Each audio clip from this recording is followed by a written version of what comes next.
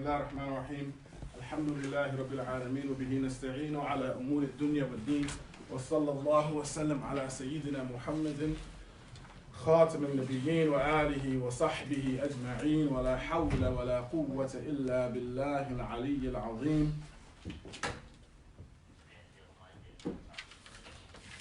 What is that noise? Somebody's on the phone.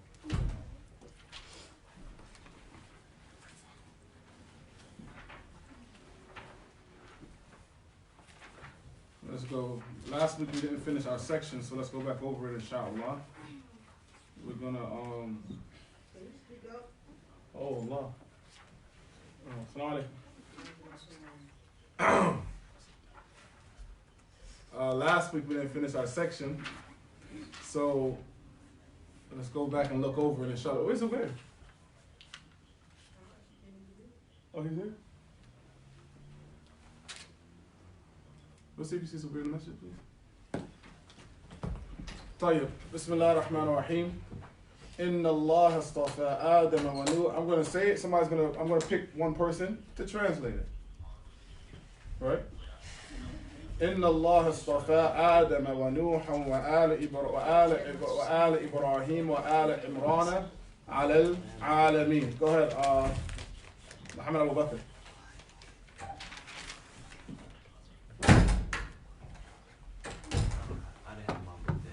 What book? That's not my fault. You didn't have a book that day. You should have got it from the notes from one of your friends, all right? That makes sense? So, go ahead, bismillah.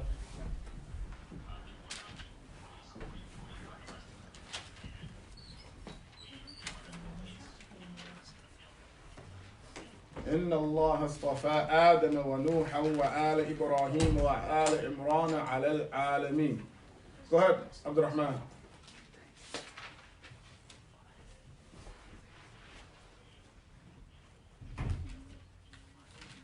Called not reviewing, right? Go ahead, Zubair. Certainly Allah chose Adam and Noah and the family of Ibrahim and the family of Imraan over mankind. MashaAllah, barakallahu feekum. Who's the family of Imraan? And who else? Isa alayhi salatu wasalam, right? Who was the family of Ibrahim?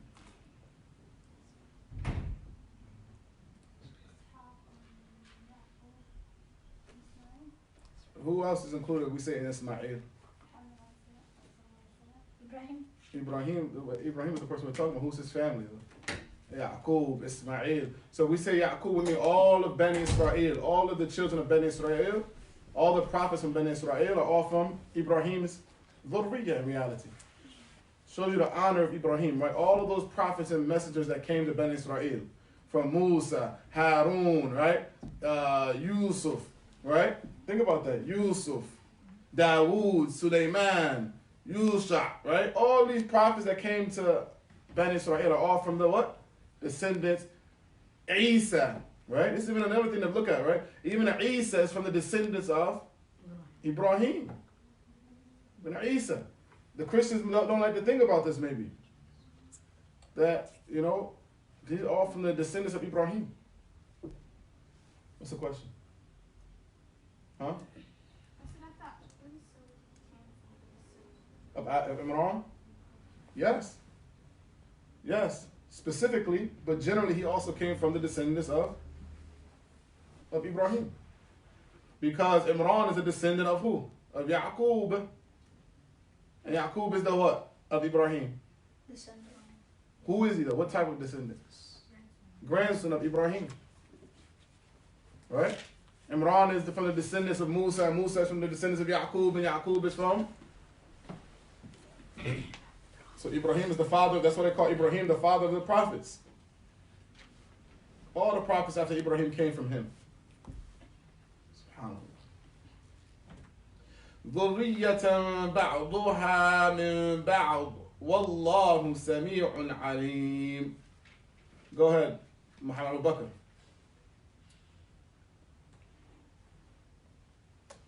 ذُرِّيَّةً بَعْضُهَا مِنْ بَعْضٍ. If you didn't have your notes, you should have went and watched the video, right? I'm giving you guys all the tips to make you work. Right? We're recording it. We're telling you to take notes. Let's say you forgot to bring your notebook that day. Then you have no excuse for not watching the video. Right? They come on YouTube. Right? The brothers, they put it on YouTube on the that YouTube channel, 5-2 Initiative. 5-2 Initiative. Right? You can find it. It's not difficult, right? You guys know where you can find the videos to watch it, right? Sir? Yes or no? Use it. That's what we do it so that you can record and you can have it. You can go back and review. طيب? Somebody, ذرية بعضها من بعض. ذرية بعضها من بعض. Somebody translate it. Who's going to do it? Khadar. Represent for all the Khadars in the world. Go ahead. I'm going to change your name. No. Come on, let's go. What does it mean? ذرية بعضها من بعض. فاطمة عبد القادر. ذرية بعضها من بعض.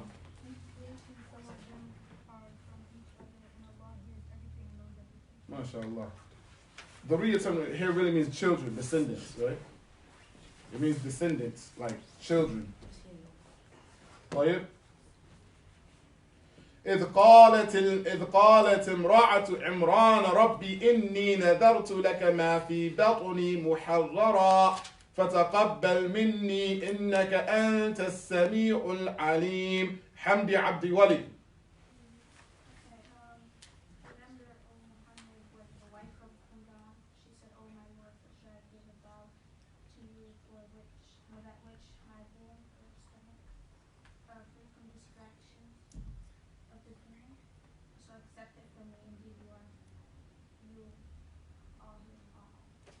Good. I would like it if you guys use your Arabic Quran, not your notes for it though, because then that makes me remember that you studied it. Right? We do this, break it down word for word, so that you begin to understand the Arabic. Right? So it means that I would like you to be able to go right to your Mus'haf and look at your Mus'haf and say, okay, إِذْ قَالَتْ امْرَأَةُ Imraan. Remember when the wife of Imraan, she said, oh my Lord, إِنِّي نَذَرَتُ Ameen. Does that make sense? Because we wrote on the board so that you get used to seeing the Arabic words. You know what they mean now. So don't cheat yourself when you know them. Right? So I really believe that you can do it. Right? Look at your Mus'haf and try to do it by looking at your Mus'haf instead. Try. Bismillah. Because that's what's going to help you when you're reading.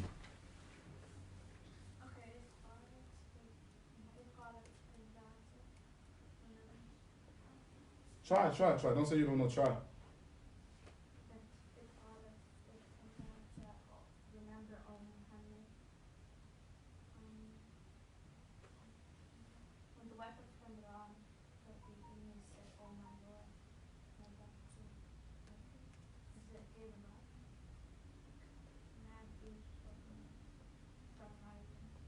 For whatever's in my stomach, my womb. What does muharrara mean? Free from distractions, from shawagil. Make it free, right? Keep going.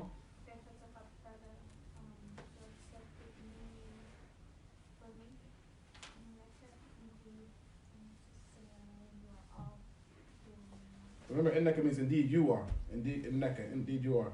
Good. فلما وضعتها قالت ربي إني وضعتها أنثى والله أعلم بما وضعت وليس الذكر كالأنثى وإني سميتها مريم وإني أعيذها بك وذريتها من الشيطان الرجيم.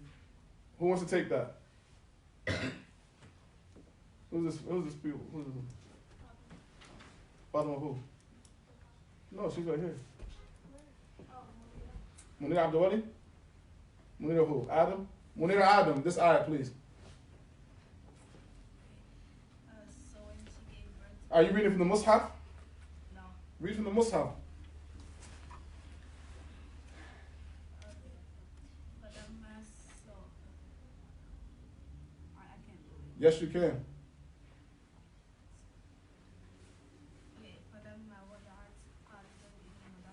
So when she gave birth to a baby girl, No, look. Use every word. Break down the words. Take your time. Try to remember the words. فَلَمَّا وَضَعَتْ. What does وَضَعَتْ mean? She gave birth to baby girl. قالت. What does قالت mean? رَبِّي Oh my Lord, إِنِّي I وَضَعْتُهَا gave birth to وَأُنْثَى. a baby girl. So you understand it, right? Wallahu. Oh, wait a second. What did I just do? Wallahu a'lamu Allah is the best knower. bima wada'at. That's what I gave birth to. Be what she gave birth to. Wada'at, she gave birth to. But What?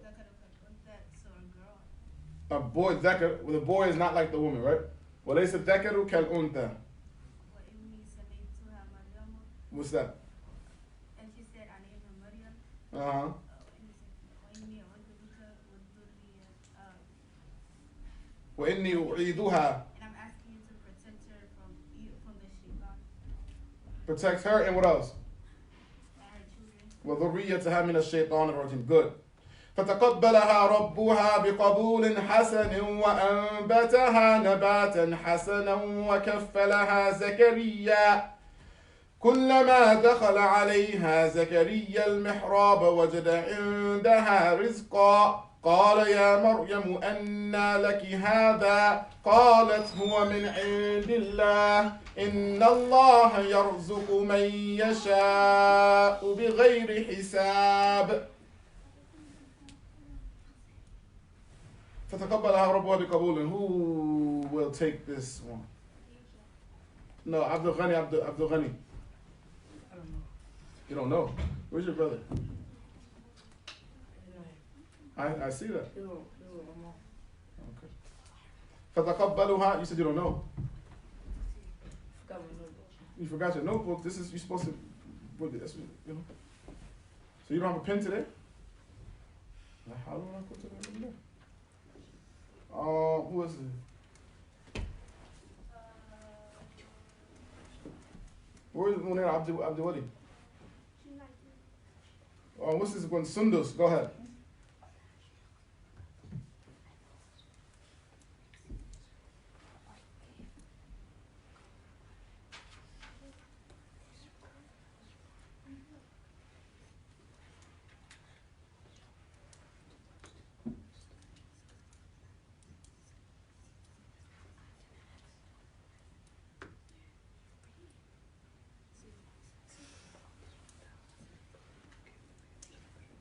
Go ahead, Zubair.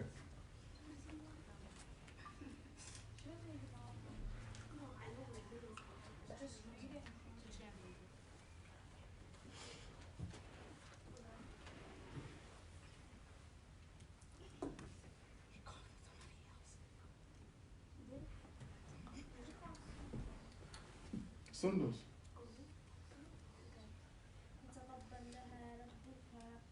So the Lord accepted him,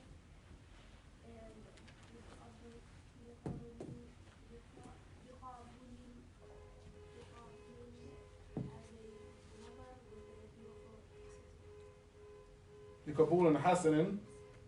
He accepted it beautifully. وأنبتها نباتا حسنا.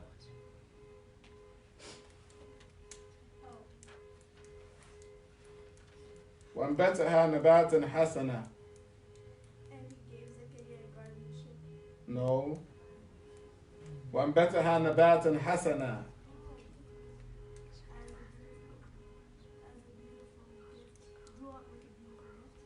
Yeah, he caused her to grow up, raised her, nurtured her, right? Like a person nurtures a plant. وأنبتها نباتا حسنا وكفلها زكريا. وكفلها زكريا. كلما دخل عليها زكريا المحراب. And she was protected. No. كلما دخل عليها زكريا المحراب.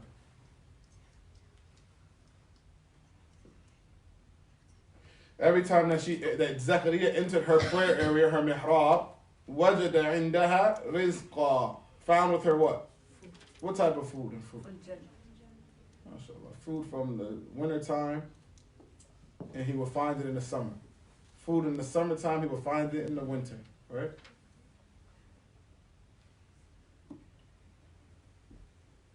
قال يا مريم أن لك هذا. What's that mean? He said, who? قال يا مريم. What did he say? Oh, Maryam, where'd you get this, right? قالت هو من عند الله. إن الله يرزق من يشاء بغير حساب. ما شاء الله, excellent. هنالك دعا زكريا ربه قال ربي هب لي من لدنك ذرية طيبة إنك سميع الدعاء. Go ahead, عبد الرحمن. هنالك دعا زكريا يا ربه. Not يا ربه. هنالك دعا زكريا ربه. Then he made dua to his Lord. قال ربي هب لي من لدنك. He said, "Oh my Lord, give me a gift from you, ذرية طيبا, a righteous, healthy, good child. إنك سميع الدعاء. Indeed, Allah hears all. No, indeed, Allah is all He hears in response to the dua. So now remember, the point behind all this is so that you understand it. When you read it, not when you have to look at your notes. Your notes is to remind you when you're here, but you're supposed to go back and review this. Right? Like, imagine if it's only a small section. So imagine if you, every day, between this and the week, you read that over and review the tafsir. You'll know these words, and these words are going to come up again. Right? Remember, majority of the words in the Quran are repetitive. Very few times a word only comes once or twice in the Quran. It comes often, right? So you'll get to know these words and you'll become easy. How many times we saw qalat so far? How many times we saw qalat so far? Rabbi, nether, right? In the different ways. Wada'at. You start to see these things, they start to make sense, right? Hasana or khayra, right? We saw this so many times, khayr and hasana, right? You have to know what that means. Alameen. Right? How many times we saw Alameen? You said in the Fatiha every day. Alameen. Right? Dhurriya. How many times you see Dhurriya so far? Right? Inna. What about Allah? Right? Istafa. Is this the first time you saw the word Istafa? Huh? I think so. Yeah. Oh, we saw it the other day in the poem. That's what I was thinking about. Okay. So anyway, my point is that huwa, inda, min, right? All this yarzuq, bighayri hisab. We saw bighayri hisab already. So all these words you guys should be accustomed to by now, inshallah. Right? Okay. Bismillah. Let's get to our next part. So where we left off, where we said, هُنَالِكَ دَعَا زَكَرِيَّا رَبَّهُ. Right? So we left off at what? Zakaria, once he saw what Maryam had, Bismillah ar-Rahman ar-Rahim, Alhamdulillahi Rabbil Alameen, wa bihi nasta'een wa ala umuri dunya wa deen, wa sallallahu wa sallam ala Sayyidina Muhammadin, khatam al-nabiyyin wa alihi wa sahbihi ajma'een, wa la hawla wa la quwwata illa billahi al-aliyyil azim. We left off talking about that. We left off talking about and saying that Zakaria, once he saw that Maryam was getting all this nice stuff, right? He saw what was happening to Maryam. He said, I need some of that nice stuff too. I have something that I want. And it was a reminder to him that he saw that Maryam was getting these things that were khawarik al-'ada. They were things that were not normal that were happening for her. It was things that were what? So he thought, and at that moment it reminded him that, subhanAllah, Allah can do whatever He wants. And so because of that, he decided to ask Allah for what he wanted. He had a request. He had a need that he wanted from Allah, so he decided to ask Allah. Instead of despairing or becoming sad, he said, let me ask Allah for my need. Let me ask you guys a question. A lot of times you make dua, right? Anybody ever made dua before, ask Allah for something? You know what's one of the things that make your dua become accepted? Do you know what's one of the things you need to do to make your dua accepted? No. Send salat upon the Prophet, yes, for sure. What are some of the things that help your dua become accepted? Use Allah's names. What else?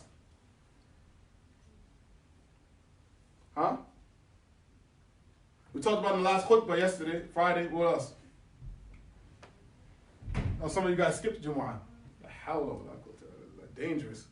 You know the Prophet ﷺ, he said that when you miss 3 Jumu'ah, Allah seals your heart. Some of you guys are baligh, mukallif. You don't have no excuse for not coming to Jumu'ah. No excuse. Walk there if you got to. But you don't have no excuse to miss Jumu'ah. None at all. And the school lets you out, so don't tell me about school. Okay?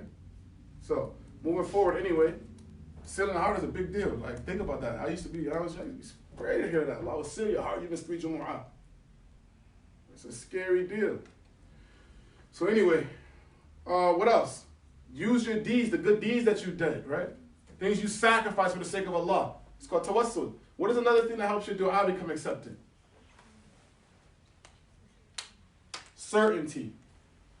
Certainty. When you raise your hands to Allah, know that He's going to respond to you. Right? Sometimes you make a dua, you're like, man, Allah, you're halfway, you're half, why you guys tell me she could have answered some questions? Okay, I know now, don't worry. Right? So, when you make dua, you want to raise your hands knowing that you're talking to what? إِنَّكَ سَمِيعُ الدُّعَاء. You see what he says? Indeed, you respond to the dua without no doubt. إِنَّكَ سَمِيعُ الدُّعَاء. That's to come from your heart, certain that, you know what I'm asking for, Allah can and will give it to me. Right? Allah will give it to me. But if you raise your hands to Allah, you're like, oh Allah, maybe, inshallah, if you, please, can you maybe just do this one thing and then maybe. No, Allah wants you to be certain that you're talking to the one who can and is able to do whatever you ask Him for. Right? So when you raise your hands to Allah, oh Allah, give me this, give me that, and I'm waiting for it because I know you're going to give it to me. Innaka sami'u du'a. Either you're going to give it to me, or you're going to protect me from some harm in the dunya, or you're going to save it for me in the akhirah. But I know that you're going to respond to my dua because I know that you hear me, and I know it doesn't cost you anything to give me what I'm asking for. It's nothing to Allah. Simple. Basit. It's nothing to Allah, right? You're not talking to somebody who you ask them for $10 and all they have is $5. You're talking to Allah, the one who has everything in the heavens and the earth belongs to Him. So when you ask Him for something, you should know that He can and will do it for you. That's how dua happens, right? Another of the things that's very important to realize is what happened. You learn so much benefits from what happened with Zechariah and his dua to Allah here. Right? What did he do? As soon as he was remembered, his certainty was, he said, no, let me make dua too. Let me ask Allah for what I want. He didn't sit there and look at money. This is a very important thing to pay attention to. Hasad. Hasad. Hasad. Iyakum wal hasad. Right? The Prophet said, beware of hasad. What's hasad? Jealousy, envy. He didn't see Maryam with them fruits and be like, oh, Maryam, how you get them fruits? I need some too. You know how people be. He saw Maryam with the fruits. He didn't even ask Maryam, let me get a bite. Because you see somebody with something, you like, oh, where you get that jilbab? Let me get that jilbab. Or that's a nice though, let me get that though. Or oh, where you get that hamburger from? Whatever it is. Hasad comes into the heart. Look at this righteous servant of Allah, Zechariah. When he saw Maryam with these blessings, what did he say? He didn't say nothing about Maryam, let me get a bite of that fruit from Jannah. He didn't want what she had. He recognized that what she had came from Allah. So immediately he did what? He asked the one who gave it to her. Remove the hasad. Wallahi, the hasad kills the Muslims. Allah has for each and every one of us what He has for us. Ask Allah for it. Don't envy what the other person has. Ask Allah for your qadr. What Allah has decreed for you. I see you with a nice new car. That car wasn't for me. But Allah might have something else for me. Let me ask Allah what I need. Oh Allah, I need this. You gave that person a nice new car. That's cool for them. But I need this, oh Allah. Allah, give me what's good for me. It's important to pay attention to what Zechariah did when he saw what she had. No hasad came. He immediately turned to the one who gave it to her. Because Allah who gave it to her can also give it to him and can give it to us too. But the question is whether we're certain of that fact, like Zechariah was. When Zechariah saw that, he was certain that Allah would give him something great too. So he asked Allah for something that was not normal. Look how certain he became. He saw that her fruit wasn't normal. So how many times you make dua for something and people are like, oh, you won't get that. Right? You like, yo, I want $1 million. That's what you want? Cool, ask Allah. You want $1 million? Cool, ask Allah and start working towards it. Whatever you want, regardless how crazy people might think it is. إِنَّ اللَّهَ يَرْزُقُ مَن يَشَاءُ بِغَيْرِ حِسَابٍ. Do we believe that? That Allah gives to whoever He wants without any accounting, with ease. Allah doesn't have to weigh and measure it. بِغَيْرِ حِسَابٍ. So you raise your hand, you ask Allah for something that maybe everyone else thinks you can't get. And the next thing you know, Allah gave it to you. And people are like, oh, what? Wow, how did He get that? With Allah. Not nothing special. Allah. How did you get it? Allah. Does that make sense? You want to be a doctor, right? But today your grades are like 30s or whatever, right? Ask Allah to raise that up. It's reality. You want to be whatever you want to be, ask Allah. Don't look at everyone else. One of the things that make your dua not accepted is that you're looking at and have jealousy for everybody else. You're jealous of, oh, I want it that way. Allah said, look at my servant. Doesn't even realize that I'm the one that gives it. Turn to Allah for your needs, like Zechariah did, like Maryam did. So Zechariah wanted something that was not normal. What did he want? What's not normal about him having a child? That's normal. He was old. He was old. And his wife was old. What was Zechariah's wife's name? Aisha. Aisha who? MashaAllah, barakallahu feekum. So Aisha bint Faqud was about how old? She was 90. How old was Zechariah? 120. That's not normal to have a baby at that age, is it? No woman wants a baby at that age, like your 90-year-old lady having a baby. Think about your 90-year-old grandmothers. You ever seen a 90-year-old lady? No. You never seen a 90-year-old lady. That's not young. That's not normal for a 90-year-old lady to give birth. That's something that is outside of what's normal. So he asked Allah for something. He's 120. He asked Allah for something that's not normal. But he knew that Allah can give it. What about the normal stuff that we want and we don't even think Allah will give it to us? We ask Allah for normal stuff. Oh, Allah, give me a better job. Help me pass my grades. Oh, Allah, fix my car. And we don't even really believe that Allah will do that for us because we don't have no real certainty about Allah. We don't have no real certainty about Allah. We ask Allah for normal little stuff and don't think we're going to get it. How are we going to ask Allah to change the world? Right? Allah, protect us from this evil and that evil. Save us. If you don't even believe Allah can help you fix your car or fix your bicycle, whatever you might have, right? So he said hunalika. And this word hunalika shows you how quick he understood. Hunalika da'a Zechariah Rabbah. He called on his Lord because he saw what he could do. Right? And he asked Allah what? قال ربي هب لي من لدنك ذرية طيبة إنك سميع الدعاء. Oh my Lord, give me a gift of a righteous child. A righteous child. We talked about this last week. Why did he ask for a righteous child? ذرية طيبة إنك سميع الدعاء. Because Zechariah was afraid of two things. One, Zechariah was a prophet. Zechariah was a prophet, yes. Zechariah was a kid, right? Yeah, Zechariah was a prophet. So Zechariah, he asked Allah for something because Zechariah was afraid now that his lineage, and the lineage of what? Yaqub, was going to become extinct. Because he was the last of them, right, like that. So he was like, oh Allah, give me a prophet. We need another prophet to come from our loins. So he's asking Allah, make a dua for this. He didn't want his lineage to become extinct. And that's something that's important for men. That's something that's important for men. Because the nasab doesn't carry through women. So the nasab carries through men. So men are always conscious and worried about making sure that their father's names live on. Right? They want to make sure that their tribe lives on. And that their family lives on. That's important for men. You understand? Yeah. So Zechariah is saying this, but Zechariah is not just saying it just because he wants children. He's saying it because also he wants the lineage of the prophets to continue. So Allah, give me a righteous child. Innaka sami'ud du'a. Verily you hear and respond to the supplications. Correct? Mm-hmm. Now let's get busy with the next part.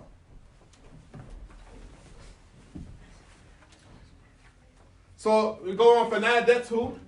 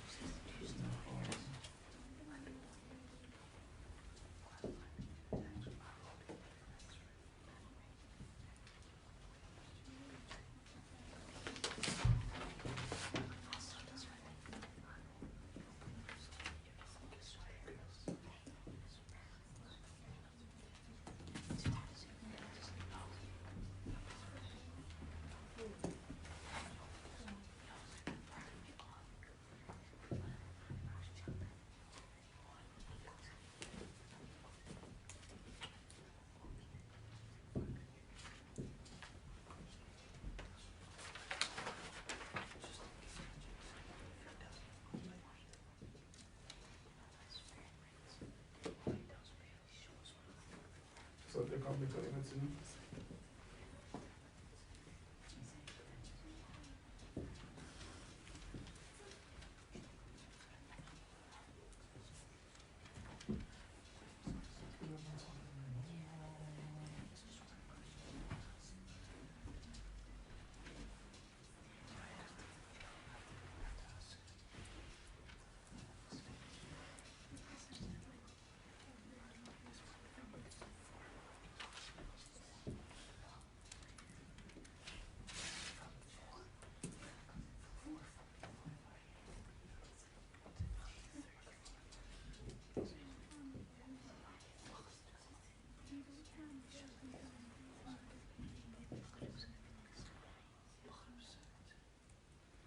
Okay. So now that's who the malaika. So now mind you, when Zechariah saw this, he left, right? He left her room and he went to go to his immediately. So immediately he started to go down. As soon as he saw him, he left to go pray in his prayer area. This is a big deal to him. Like, yo, Allah does this. Let me go pray about, ask Allah for what I need. فَنَادَتْهُ الْمَلَائِكَةُ وَهُوَ قَائِمٌ يُصَلِّي فِي الْمِحْرَابِ. So some of the scholars, they say that he made dua. That dua that he made, they said between that time of that dua and the response was 20 years. Some scholars say 40 years. Yeah. Didn't come immediately. Allah tests the people. You make dua for something, Allah might not give it to you right away, but He will give it to you. Go test you. Be patient. One of the reasons why Allah doesn't accept dua is when you become isti'jal. You start rushing. Oh Allah, I need it right now. Oh Allah, I can't be patient. Oh Allah, why you didn't give it to me yet? Oh Allah, is it outside? Oh Allah, is it around the corner? No. You asked Allah, well, pay attention to this adab that you have to have with your dua. Pay attention to the adab. When you read these type of ayats in the Quran, you find adab, how to be with Allah. You find adab from the prophets, how to be with Allah. Did you hear what I just said? These are prophets that get wahi from Allah, revelation from Allah. Shows you how should you be with your dua. How long did Ayyub have to wait for his response? How did Muhammad ﷺ have to wait for his response? Right? You see how these prophets and messengers, Allah doesn't always give it smack dead immediately. He tests the people He loves. But you don't give up hope. You don't start crying, oh, I'm not making no more dua. Allah didn't give it to me yet. I give up. That's not how the prophets were. Allah is showing you their example here, how you should be with it. Do you understand? That just because you made dua today, don't be outside looking out the window for it. Is my new car outside? No, wait. Maybe Allah wants to, try you, do some things first before He gives it to you. So one of the things that Allah doesn't accept the dua is when a person starts to become hasty. Oh Allah, you didn't give it to me yet? And they give up. You didn't really want that dua from Allah. You think you know better than Allah when to give it to you. Allah is what? What is the name of Allah? What is one of Allah's names? Al-Hakim. Kullu amrin wada'a. Fil kawni wa shar'i ilahi mawdi'a. Right? Didn't you guys memorize that? Every affair He placed it. What? In the kawn, in existence, and in the sharia, my Allah, He's the one that put it in its place. He knows when and when to give it to you. Stop playing Allah. Oh, that's a big word, right? Stop playing Allah. You're not Allah. Let Allah give it to you when He knows it's best to give it to you. Right? Because He's Al-Hakim. Perfect and wise. Everything He does at a perfect time.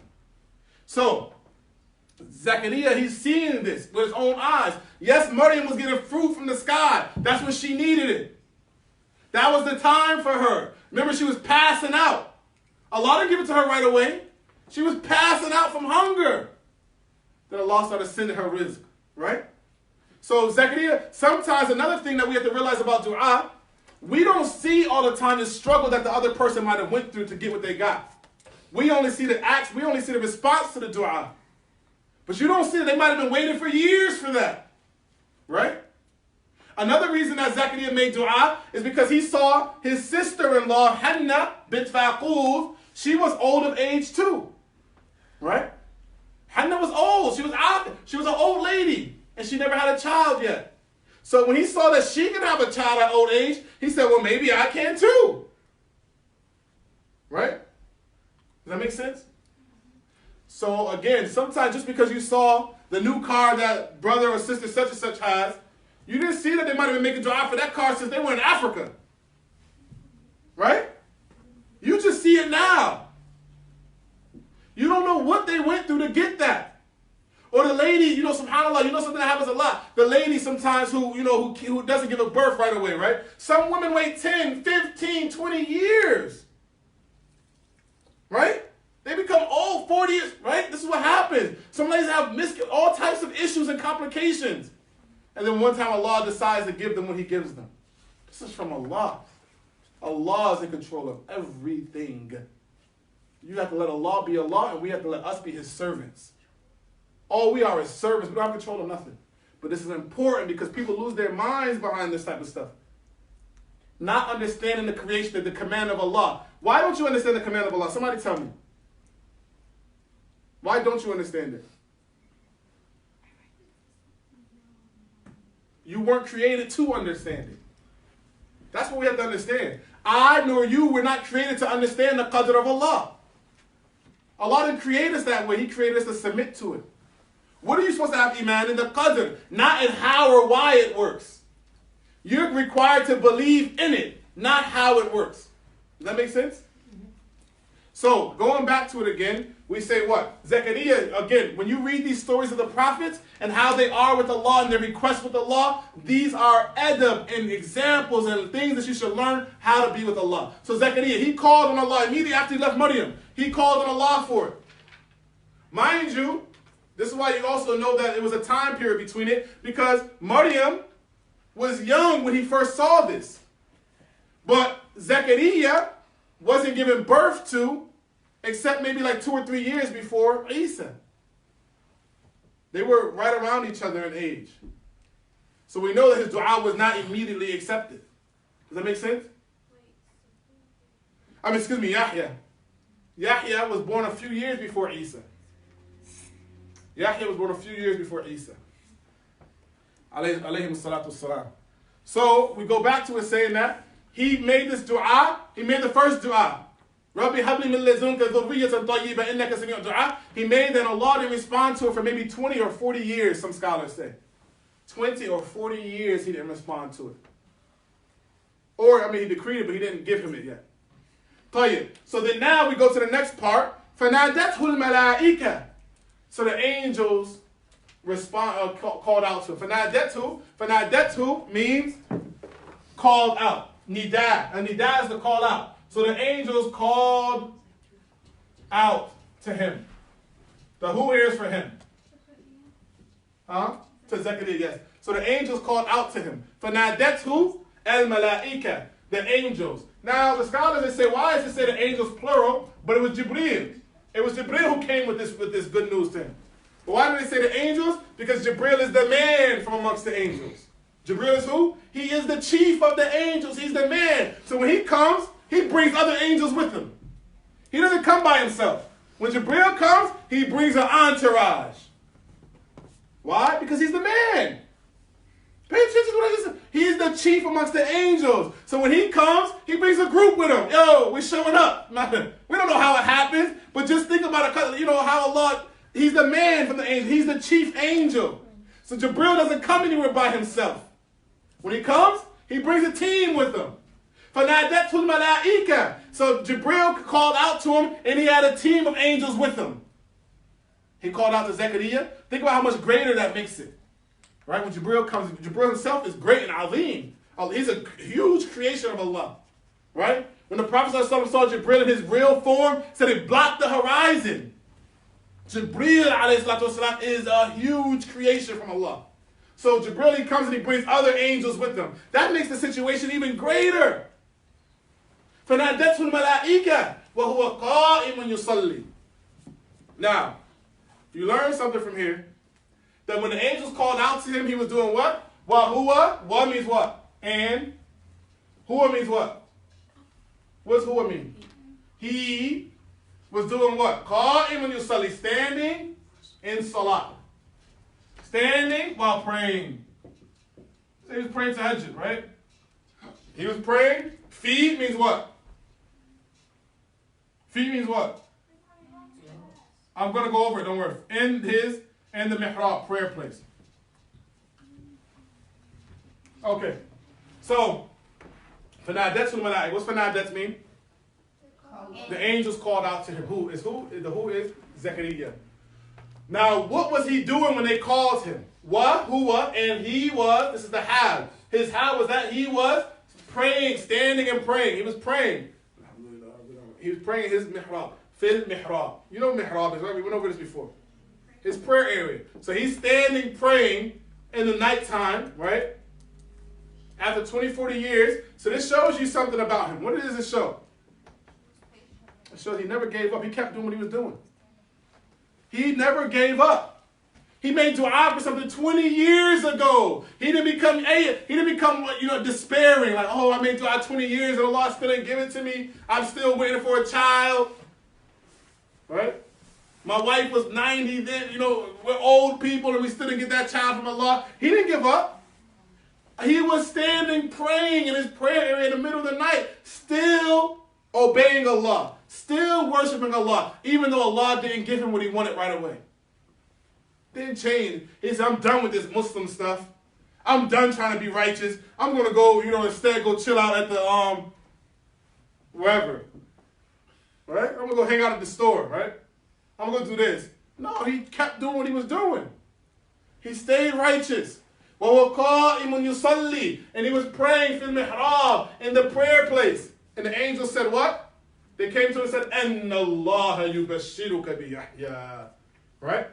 That Allah, and that means that Allah, we know what Allah means, right? Yubashiruka.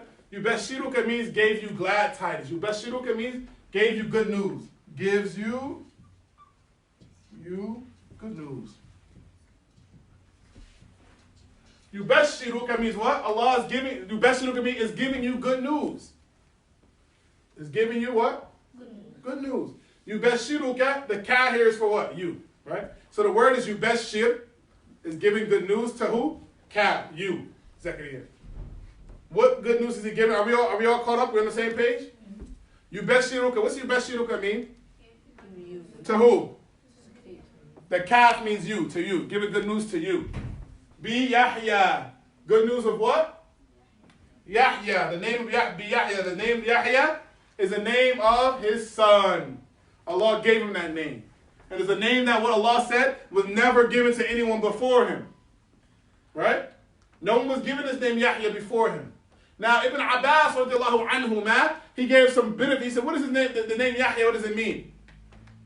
It means that it's a name Allah says Yahya. Yahya means full of life. The one that's given life, right? Because Allah gave life to him from a mother who was barren, who couldn't have children, and a father who was old. So Allah gave life to him in a way that's not normally normal. To a mother who was old and couldn't have children. She was past her childbearing age. Women normally have what they call like a childbearing age. That normally women do not have children once they get past this age. Or certain things happen to them, right? So she was past that, way past that. But Allah gave her a child. So they named him Yahya. As well, they said he was called Yahya because he gave life to obedience of Allah. His life was full of obedience to Allah. And he never disobeyed Allah, not even once. His life was full of obedience to Allah. His life was full of what? Obedience. May Allah make our lives full of obedience to him as well. Yahya musaddiqan bi kalimatin min Allah. So now he's going to tell you about Yahya. Some traits that Yahya has. What are they? He is musaddiqan bi kalimatin min Allah. Musaddiqan means one who. What is Abu Bakr's name? As-Siddiq. You know why he's called As-Siddiq? He was what? No.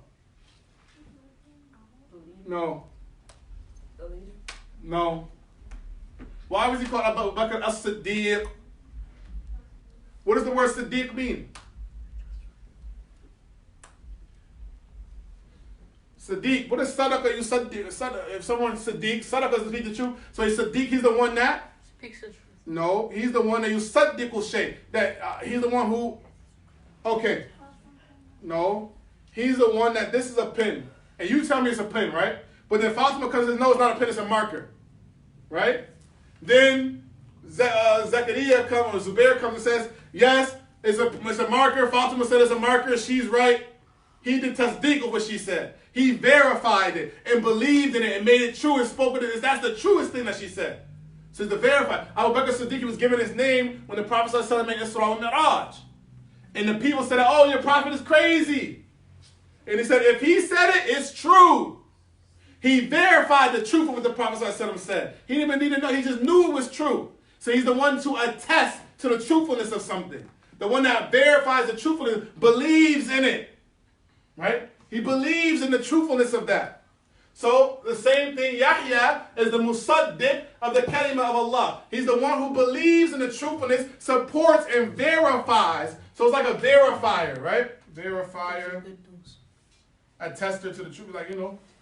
So musaddiq, supporter, yeah, because a supporter. He's a musaddiq. He's the one who verifies and shows the truthfulness of what? Bi kalimatin min Allah. A word. Kalima is a word from Allah. What is a kalima? Word from Allah. A word. The kalima here means what? What kalima are they talking about here? No. No. What kalima are they talking about here? Isa. Isa is the kalima. Al-Qaha. Remember?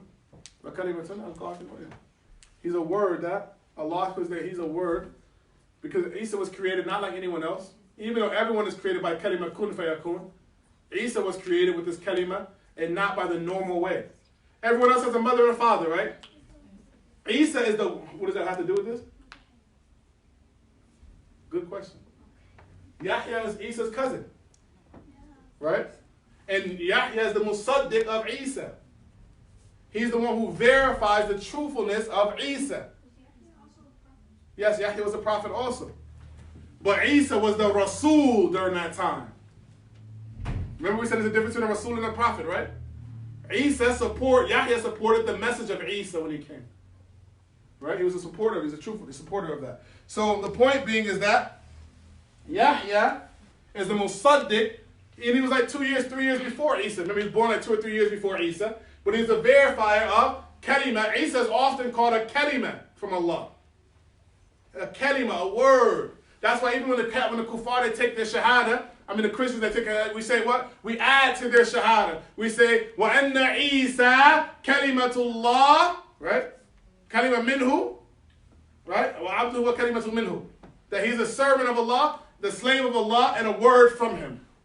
Right? Not his son. And not his son. That makes sense?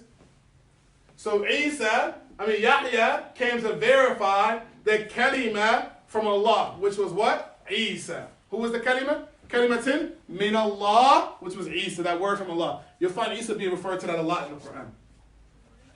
A word from Allah.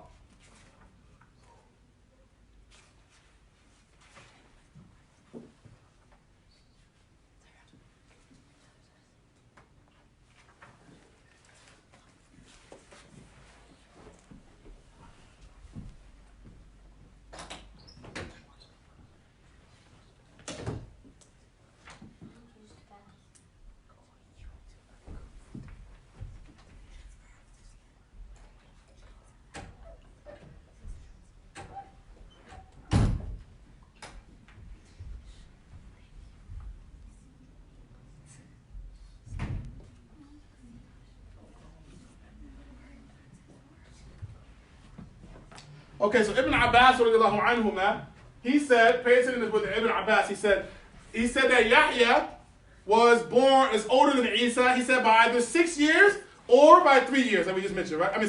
By either 6 months or by 3 years. That Yahya is older than Isa by either 6 months or 3 years. 6 months or 3 years older than Isa. So he said that Yahya was a believer in Isa, and he was the first one to believe that Isa was what? A servant of Allah, was the word of Allah. He was the first one to believe that. So he was a believer in Isa, and he was the first one to believe that he was the word from Allah. When we say the word from Allah, that he was created not like you and I, but he was created just by Allah saying kun fayakun. Allah saying let it be, let it happen that way, and it happened that way. Right? And they said that he was killed a little bit short time before Isa was raised up. Because remember, Yahya was killed, as well as Zechariah was killed. There were two prophets that were killed, father and son. Yahya and Zechariah both were killed by the kuffar. So Yahya was killed. Yahya was killed. He was killed a short time before Isa was risen up. Before Allah rose up Isa to the heavens. Yahya was killed. What did he say? They were killed in a similar incident. We'll get to that though. So, because it's a long story, so we get to that. Mind you, most of the stories that you hear in the Quran about prophets being killed or about people that torture that people, a lot of this happened to Bani Israel. Especially to the Christians. They were tortured in ways that no one else was tortured. The real followers of Isa. So anyway, Yahya was killed a short time before Isa was risen up to the heavens. Okay? That's the important part to note. So Yahya was the first believer in Isa being a kalima min Allah.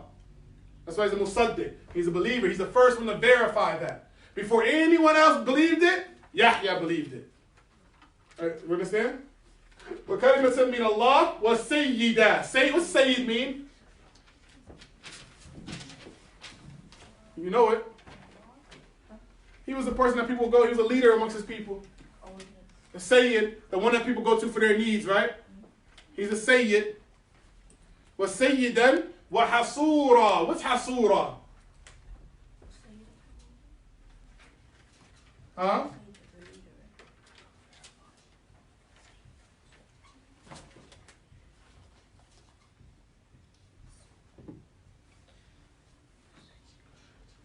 He was a man who did not, he was a man who, even though he had the ability to be with a woman, he did not want women. He was hasura. He was focused solely on Allah. It wasn't like he had a defect. There's a different type. There's different types of, there's a man who doesn't have the ability to be with a woman. He doesn't have the qudra, the ability, right? And there's a man that has the ability, but he decides, I don't want a woman. It's different. So Yahya had the ability, but he turned away from that and was only focused on his da'wah. Yahya, it was said that Yahya was created just to worship Allah. So much so that one time when Yahya was young, even from the time he was a little boy, that one time he was going past some other little boys and they were playing. And they said, Yahya, come play with us. He said, he said, I was not created for playing. It's not what I'm here for. I'm not created to play around. So he was focused completely on Allah. And he was hasura. He didn't even want no woman. Showing you how dedicated he was to his da'wah. Huh? His lineage? They were killed. Mind you, after Isa, there was no more prophets from Bani Israel. So also there was a break from his prophethood. After Isa came, there was no more prophets. Isa was the last prophet until when? Muhammad sallallahu alaihi wasallam. You see how that works? After Isa, there was a break in prophethood. That's why the Prophet said he came after a break, almost 600 years of no prophets coming. That's why in the earth, everyone was looking for a prophet because the earth has become dark. No more prophethood was on the earth. For the most part, yes. By the time the Prophet ﷺ came, there was no more real believers. The nubuwwah, there was a break in nubuwwah and prophethood. So now the hearts of the people, like Salman al-Farisi. You know the story of Salman al-Farisi, right? Salman, he went from this person to this person to this person looking for the truth. And then every time somebody would die, he would go to one person. Salman at first was a Magian. He was a fire worshiper from the Persians. He was his family was the one who used to keep the fire. To relight it. So showing you how foolish this is, right? There's a fire that the Persians used to worship. They said this was a fire that burned for thousands or hundreds of years. I don't remember how long. But it burned for so many years, right? So people would worship this fire. Salman's family was the one who used to light that fire and keep it lit. So he sees it, and he believed in this. But his father used to keep him away from everyone else. So all he knew was to light that fire. He knew the religion of that person. He didn't know nothing else. But even think about how crazy they're worshiping a fire that he lights himself. Right? So Salman's heart wanted Iman. It's why the Prophet ﷺ, he said in one hadith that if Iman was in if Iman was even in Thuriyya, a man from amongst the Persian people will find it. You know, that Iman, if no matter where you are, Iman is so beautiful that if you were here in America, we found Iman, right? In Africa, they found Iman. In Asia, they found Iman. Even though the Prophet ﷺ came in Arabia. The Iman that Allah has put in this earth after the coming of the Prophet ﷺ, that if you're supposed to have it, you're going to get it. If you're supposed to have it, you're going to get it. So anyway, Salman, after one time, he started to look. He got outside, he met some people, and they told him about some different stuff. He stopped believing in his Prophet's message, the message of his family. And then he went on a journey. He went on a journey to go find the truth. Because he found somebody and said, yo, this is not the truth. Go to such and such city, and you'll find some people that know the truth there. So he went there, he worshiped with this person, taught him some things, and taught him these things, until that person died. And before he died, he said, where else should I go? He said, go to somebody else. Then he went to that person. So the truth, it was only a few pockets of people who believed at that time. So he went to that other place, and then he worshiped, right? And he was with this person until that person died. He said, where should I go? Where will I find somebody who's worshiping the one true religion like you are? He said, I don't know of anyone else on the earth that's worshiping like this. He said, except for one person. Then he went to that person, he worshiped with that person, and he said, you know, until that person is about to die. And he said, who else? He said, there's no one else that worships the way I worship on the face of the earth anymore. He said, but there's going to come a prophet in the lands of, and he described Medina. He described Medina to him. And he gave him some signs. So mind you, he gave him some signs of Medina, what was going to come. So the point behind me mentioning that story is that people were not, there were no more believers on the earth like that. There's no more believers on the earth like that at that time. Even they speak about the uncle of Khadija, Nofin, right? That when they brought him to him, he died before the Prophet really showed him. So there wasn't people who really believed like that. Maybe like one or two people here and there, maybe. But for the most part, there were no more believers on the earth. Nofin was the uncle of Khadija bin Khuwaylid. He was her uncle, the one of the Prophet ﷺ, when the Prophet ﷺ ran to Khadija and said, yeah, Khadija, zammiluni, cover me up, I'm cold, I just saw some crazy stuff. And she gave him some kind words, and she said, let's go to my uncle, because he wasn't a mushrik like the mushrik of, he was a person who used to read the books of the Torah and the Injil. So she took him to him and he said, by Allah, he told her that, he told Prophet Muhammad ﷺ that what just came to you is the same thing that came to Namus. That's from the Namus. And he said, I would like to be there and support you when what? When your people kick you out of here. And he said, are my own people going to kick me out of here? And he said, nobody comes with what you come with.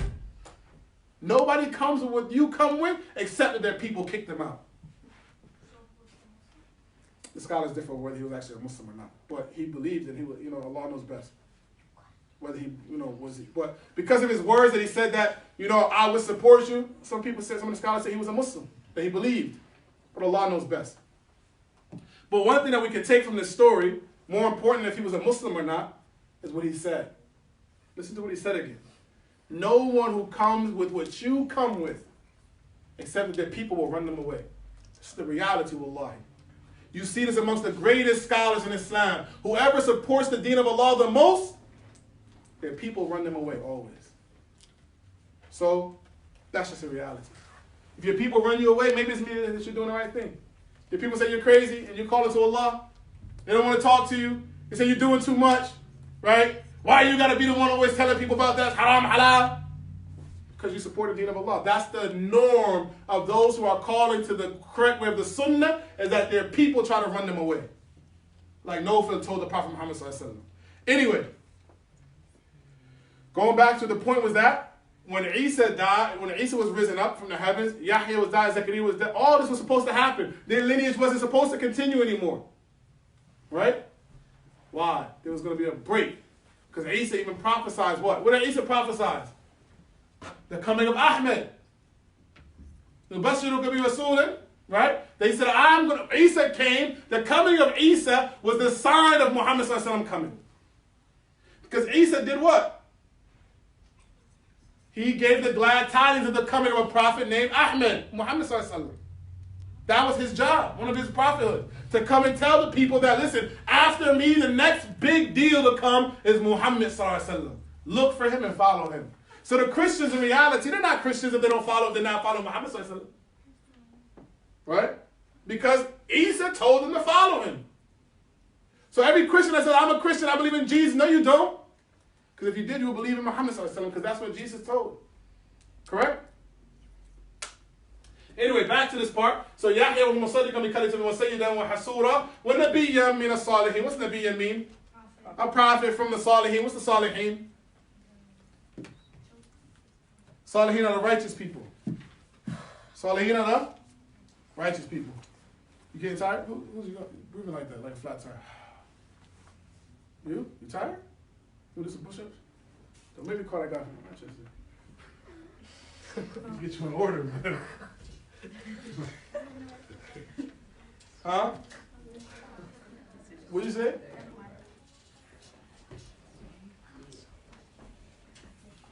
So we understand that section? That's a very important section. It has a lot in it. Took a long time to get through it, but it has a lot in it. It was important. We got it? Huh? Any questions about that? Any questions about that? Oh. Who? Who's Sufyan? Sufyan al-Thawri or Ibn Uyayna? Oh, Salman al-Farisi. What after? At the end of his story? Salman became one of the greatest companions of the Prophet ﷺ. Okay, let me finish the story of Salman. So Salman, mind you, Salman, pay attention. So Salman, he came, after the last person that he was with, the last Christian or whatever person that was worshiping on that deen, he then came and he said, he told him that he gave him the designs of Yathrib, of Medina. He said there's going to be a prophet that comes in those lands, the lands where the date palm trees grow and so on and so forth. So he told him to go look there because now his last teacher died. His last teacher died. And his last teacher told him, he asked him, where should I go now? He said, there's no one who worships on the face of the earth upon what I'm upon. But go to Yathrib, go to this place, and he told him how it is, and you will find a man that will come with prophethood. Whoa. So Salman is like, whoa, that's a big deal. So Salman, after this person died, he jumped in a caravan. Caravan, because they didn't have trains and buses back then. And you can't travel by yourself, you'll die. So he jumps with a caravan, and then the people in the caravan, they steal him. They steal him and make him a slave. They steal him and make him a slave. So now he's a slave. So they take him to a place. So now he becomes a slave, and these people happen to be Arabs who stole him, right? So they take him to a place that's just outside of Medina. But he sees like date palm trees, so he becomes happy. He says, once he becomes a slave, so he's happy as a slave. He's like, whoa, they took me as a slave, but I'm close to where I need to be at. So he's happy. He doesn't know if he's there or not, but he's happy. So he's working as a slave. He's a slave now. He's working and doing his work as a slave. And one time he's up on a date palm tree. Mind he's outside like a suburb of Medina. Not in the city of Medina, but a suburb. So while he's up climbing up a date palm tree, a man comes, the cousin of his owner comes. And he says, oh man, some guy is coming from Mecca right now talking about he's a prophet. So some man is like, whoa, what? So that's what he's been looking for to hear. So he's on the date palm. Then he drops the dates and everything. So he comes down, he asks the person, what did you say? He said, man, go back and get the date palm. This is not your business. So he tells him to go back to the date palm tree. But he's like, yo, just tell me. Just tell me what you said. He doesn't care about nothing else anymore. He says, oh, some man came from wherever saying that he's a prophet. So man's so happy now. Then he still doesn't get a chance to go do what he has to do, right? So finally, he's still working and stuff. And then the owner of that person, he sells him to another person.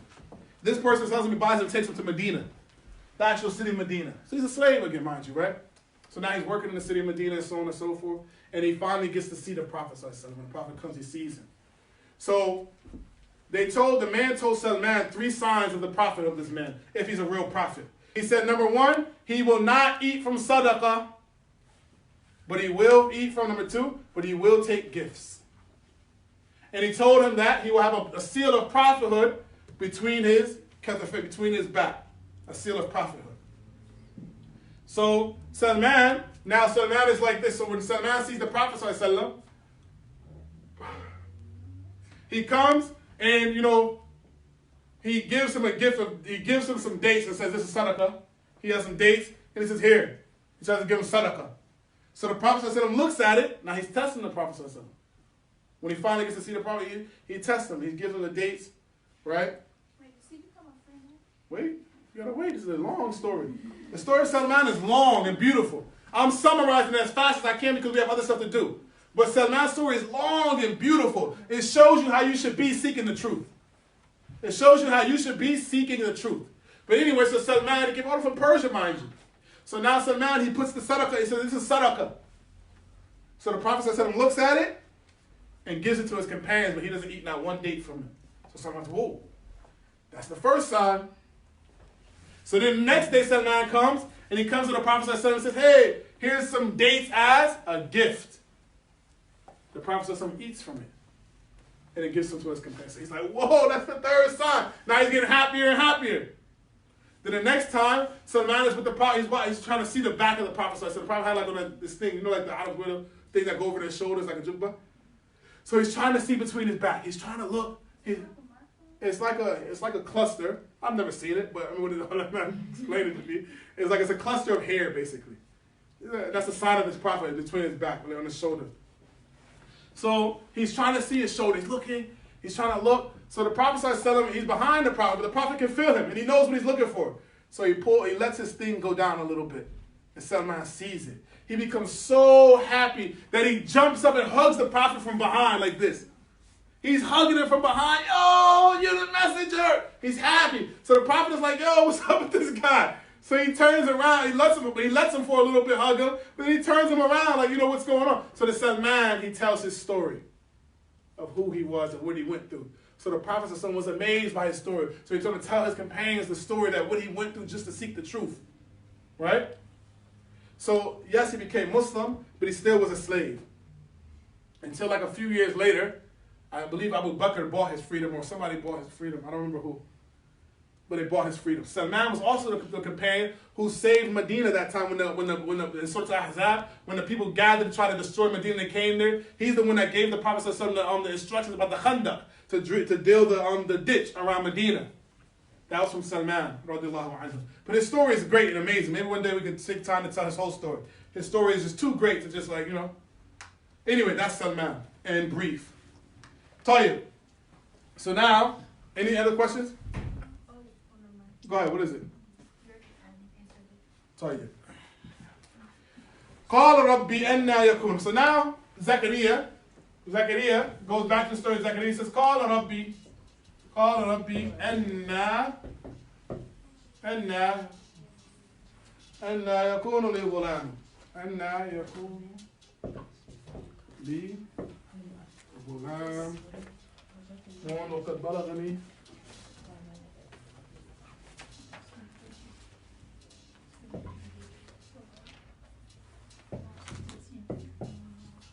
الكبر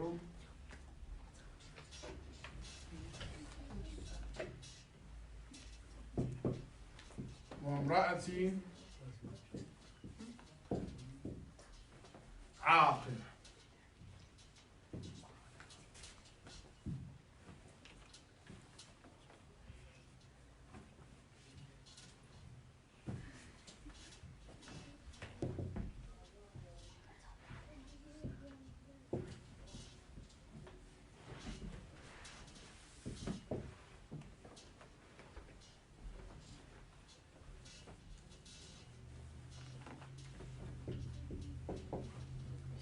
Okay. So then, Qala Rabbi. So now, Zechariah, after Allah told and the angels told him that you're going to have a baby, right? He calls out, Qala Rabbi, anna yakuna li walad. Anna yakuna li ghulamun. He says, Qala Rabbi. Qala means what? He said, right? Rabbi, my Lord. Anna means how. And which way will this take place? How, which way, what is the way, What is the way? This how, he's not questioning Allah's might and power. He's questioning what way will I get a child? Will it just come out the sky? How will it happen? What manner would you use? What means will you use, O Allah, to give me a child? When? What? When he says what? Oh. How will there be? Yakun means there be, like will there be? How will there be? For me, Lee's for me. Ghulam, a boy, a baby boy.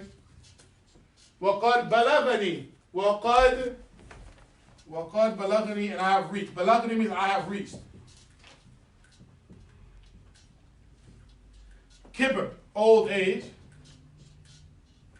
Wamra'ati, my wife. Wamra'ati means my wife. Is barren. Is not child. Can't have children. I'm going back to it. We'll go back to it. So it says, "Qala Rabbi anna." What way yakunu? How will there be? How will there be? For li means for me. Li means for me. Ghulam. Ghulam is a baby boy, right? Ghulam is a baby boy. How will there be for me a ghulam? Qala Rabbi anna. Anna means what? How will it be? Rabbi anna yakunu li ghulam. How will there be for me a baby boy? وَقَدْ بَلَغَنِي. وَقَدْ means, and certainly I have for sure. وَقَدْ بَلَغَنِي. I have reached.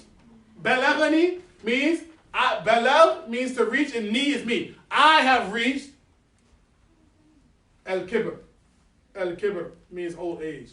Kibaru. Kibaru. Not kibr, but kibar. Kibr is something, and kibar is another thing. Al-kibaru. What happened?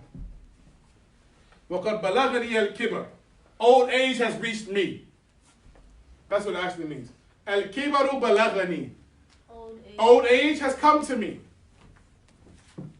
Old age, not I have reached, but old age has come to me is the correct meaning of it.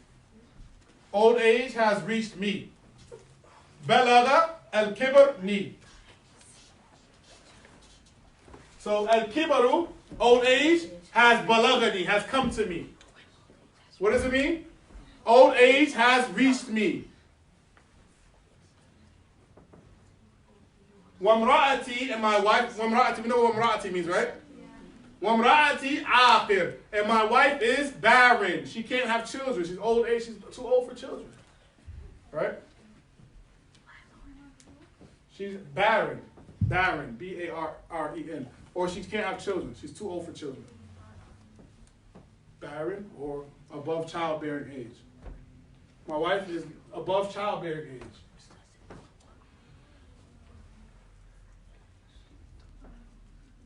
So again, he's asking this question, أَنَّ يَكُونُ لِي غُلَامٌ وَقَدْ بَلَغَنِي الْكِبَرُ. He said, how am I supposed to have a child? And he's not asking again that he doesn't believe that Allah is going to give this to him. He's asking for what way Allah is going to do it. How Allah? Is it going to be, are you going to return us to young age? Are you going to make us young again? Right?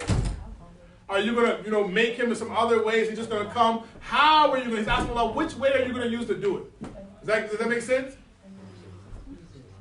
And he said, why is he asking this? Because balagani al-kibar wa imra'ati aqir. Balagani al-kibar means what? Wa imra'ati aqir means what? قال كذلك Allah. He said, it was said, so Allah, كذلك Allah. That, like that, Allah does what he wants. كذلك Allah. Just like that, كذلك Allah.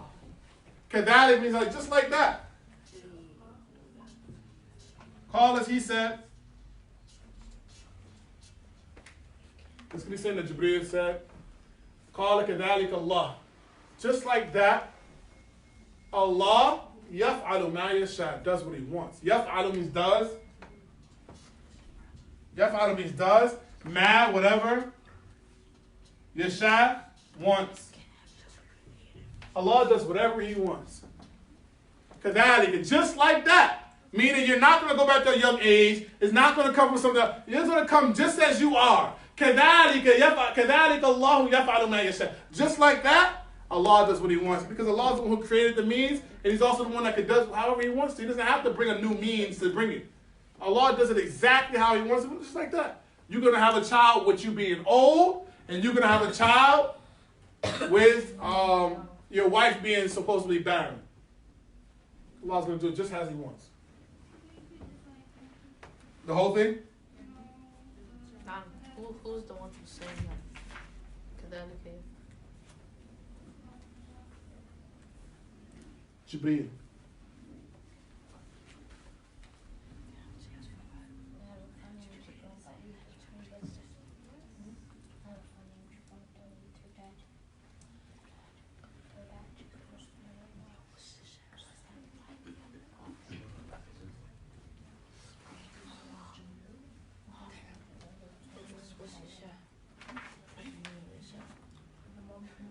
So, this ayah again, he says, so Jibreel responds to him. He says, what? Remember what he says in verse, he asked Allah. So, no, he says, Qala Rabbi adna yakunu li ghulam. He says, Qala here, this Qala is Zakaria, yes. What is what? I'm going to tell you. Yashab means what he wants. So, Zakaria said, Qala Rabbi adna yakunu li ghulam. Zakaria said, he said, oh my Lord, how will I have a child? What way will you use to make this happen? وَقَدْ بَلَغَنِيَ الْكِبَرُ. And old age has come to me. وَامْرَأَتِي عَاقِرٌ. And my wife is barren. Jibreel said, كَذَلِكَ Allah. Just like that, Allah does what He wants. Can't ask Allah about nothing. Just as you are, old age and everything. You're not going to come back to being young.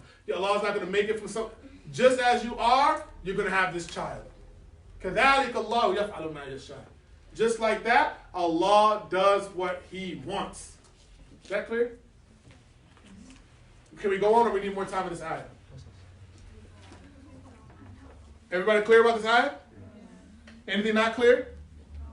I like your question. That's a very good question, Abdul Rahman. Who called? That shows you're paying attention.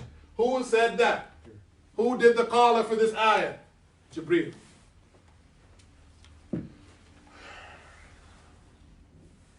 Then, the last ayah we're taking today.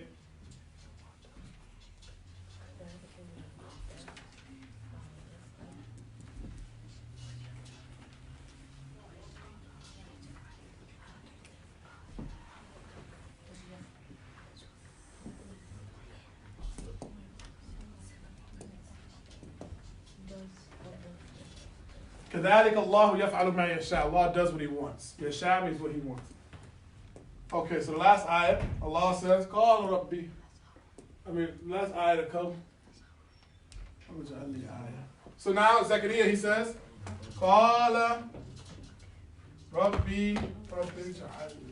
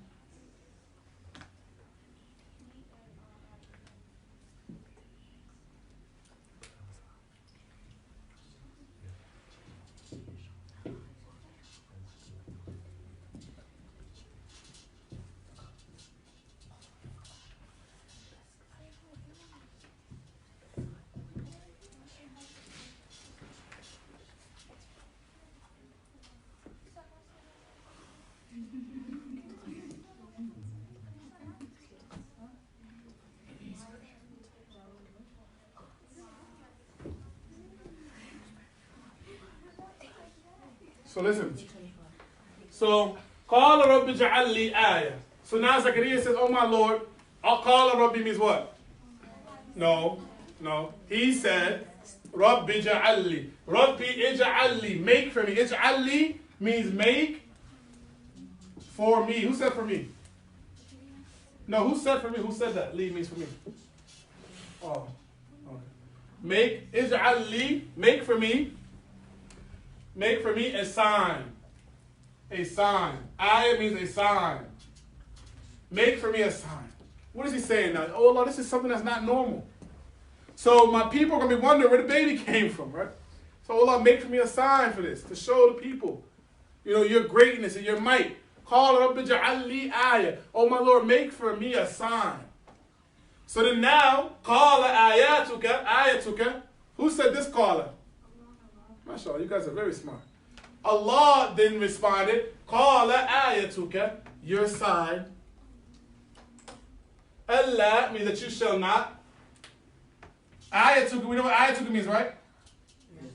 Your sign, exactly. Your sign is that you shall not tukallim an-nas. You shall not be able to talk. Tukallim means talk. So you won't be able to talk. Lin-nas, tukallim an-nas. You will not be able to talk to people. An-nas is what? People, right? Tukallim means what? Talk. Talk. ثلاثة أيام. For how many days? 3 days you won't be able to talk. إلا رمزا. إلا رمزا means what? As signs. Meaning you might be able to move your lips. You could like do this type of stuff with your eyebrow. Tell people go do this. Yo. But you won't be able to talk. No sound will come out of your voice. Allah is going to make his sign that he's going to take the ability to talk from away from him. So now what's special about that? No, there's some special stuff going on here about that. What does anybody remember? Does anybody know what was the specialty of the people of Isa during that time? Every people have a specialty of their time. Does anybody know what was the special thing of Isa's people at that time? No. Medicine. If you ever notice, most of the signs that Isa came with dealt with medicine. He what? He caused the person who had leprosy to become cured. The person who was blind. He brought life back to the dead person, right? These are all medicinal signs, right? So even with Zechariah here, his not being able to talk, the people know there's no problem with him. He's always been able to talk. So he has no reason not to be able to talk. There's nothing wrong with him. So him not being able to talk, his speech, his ability to speak being taken from him, is a sign of the power of Allah to do things without any means. It's a sign of Allah, of Allah's power to do things without that go against the normal means. Right? Did you guys understand what I just said? No? Okay. Zechariah is going to have a baby boy born to a woman that's over 100 years old at this time, probably. That's not normal. Right? And he's old. 100 years plus. It's not normal to have a baby at this age. This is something that goes against the norm of what everyone knows, right? What's the science-wise? This is not scientifically possible normally, right? So this is something that only Allah can do, to do something that goes against what scientifically normally happens. So another thing that scientifically normally happens, people don't just lose their speech for no reason. Unless they're sick, unless, they lose, something happens. But just not to be able to talk for no reason doesn't happen normally. So that was a sign that he gave him, that you will only be able to sign language to people. Talk to them through, lip reading. But besides that, that's what Ramzah means. Ramzah means signs. Right? You'll be able to only talk through what? Signs. Ramzah. Rums. Signs. Either moving your lips, hand signals, eyes, stuff like, but no talk. وَاذْكُرْ رَبَّكَ كَثِيرًا وَسَبِّحْ بِالْعَشِيِّ وَالْإِبْكَارِ. And he told Allah told him to what? Remember, وَاذْكُرْ, let me write on the board. إِلَّا رَمْزًا. Are we good up to here? We're good? You're good? This is a good easy. You got the right. Okay, good. إِلَّا رَمْزًا, except through signs. Except through signs. قال رب اجعل لي آية. So, oh my Lord, make a sign for me. قال آيتك ألا تكلم الناس ثلاثة أيام إلا رمزا. Your sign is that you will not be able to talk to people except for through sign language for 3 days. Are we good? I can erase it? I didn't finish the ayah.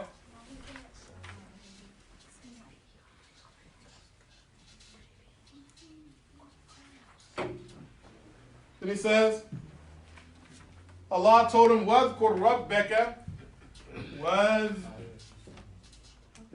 وَاذْكُرْ رَبَّكَ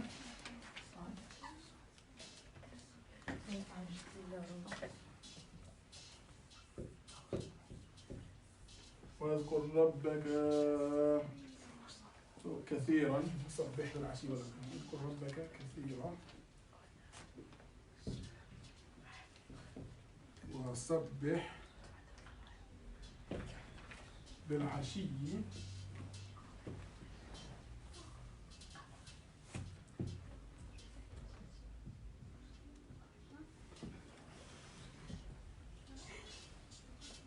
العشي والإبكار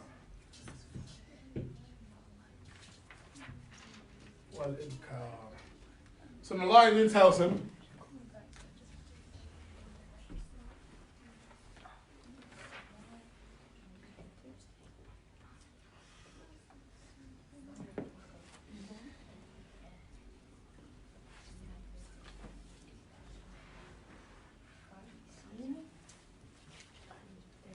okay.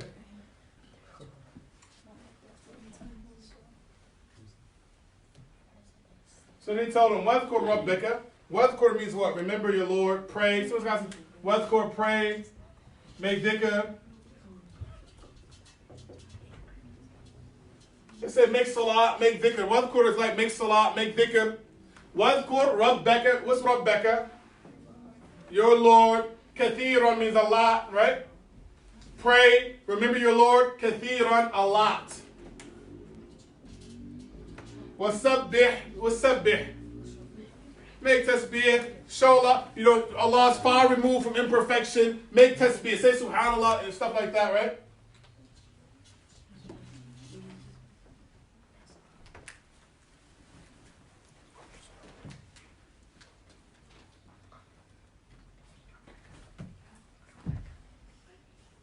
Okay, let's go backwards. Let's go back. Let's change this a little bit. Wadhkur. He said that, the Sheikh is saying here that wadhkur, it means, you know, remember Allah with your heart. Remember Allah with your heart and your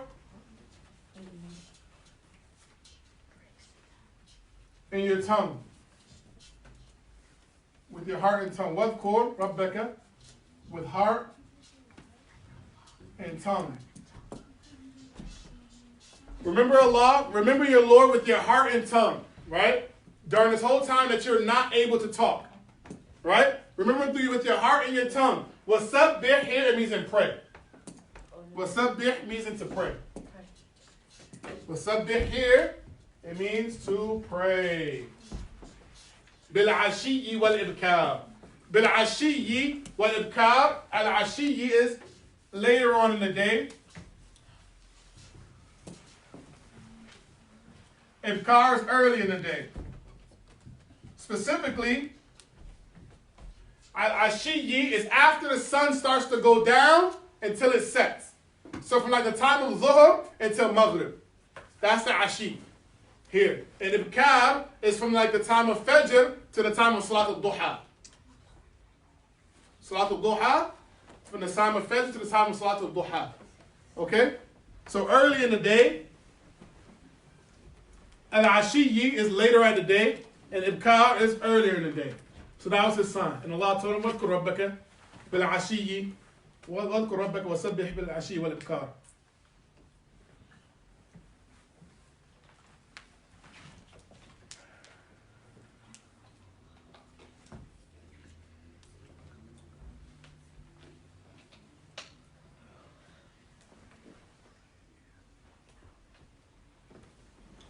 Any questions?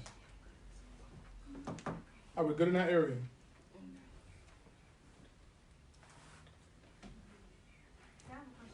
Go ahead, Bismillah. Where are you getting the heart and tongue part from? Your heart and tongue. Where? Yeah. Tafseer book. I didn't just make it up today. Oh, why did he say that? What part of the ayah? Wadhkur meaning remember. How? He can't talk, remember. So you move your tongue and let it be in your heart. Move your tongue and let it be in your heart. but there's no sound going to come out. Does that make sense? واذكر ربك واذكر ربك كثيرا وسبح بالعشي والإبكار. And pray. Some of the scholars, they say it means pray. Some of them say it means like say subhanallah. For the most correct opinion, Allah knows best, that it means, pray during these times. Allah knows best. Any other questions? And it's a reminder for you, right? And for us, that regardless what your situation is, even if you can't talk, you can make dhikr. Right? You're at school and the teacher's telling you guys got to be quiet. Guess what you can still do? You can be making dhikr. There's never a time in reality where you can't make dhikr, except when you're in the bathroom. Even if you have to be quiet, you can be making dhikr. All right? You can always be making dhikr to Allah. What's so fun? What's the issue? You sure? Any other questions? Oh, you look, you still ready? Am I on your way? You better? What are you looking for? I was just looking for the last part. In the cow? This one? You got it now? Are there any more questions like yesterday's questions? Ramadan questions, anything like that?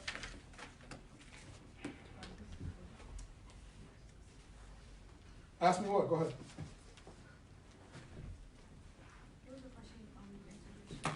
What is it? She was wondering if we're going to have We're going to have Tafseer daily. During Ramadan? At night? Inshallah. Allah grants us success. Why not? I would like that. We'll see what happens though. The problem is going to be what time to do it at. Like during Tahajjud time, we had that night period. 5:30? No, nobody's going to be able to. Here, you can stop this. Subhanakallahumma wa bihamdika ashhadu an la ilaha illa anta astaghfiruka wa atubu ilayk. Nobody's going to want to come here at 5. That's why it's not practical. Yeah. People are going to be cooking and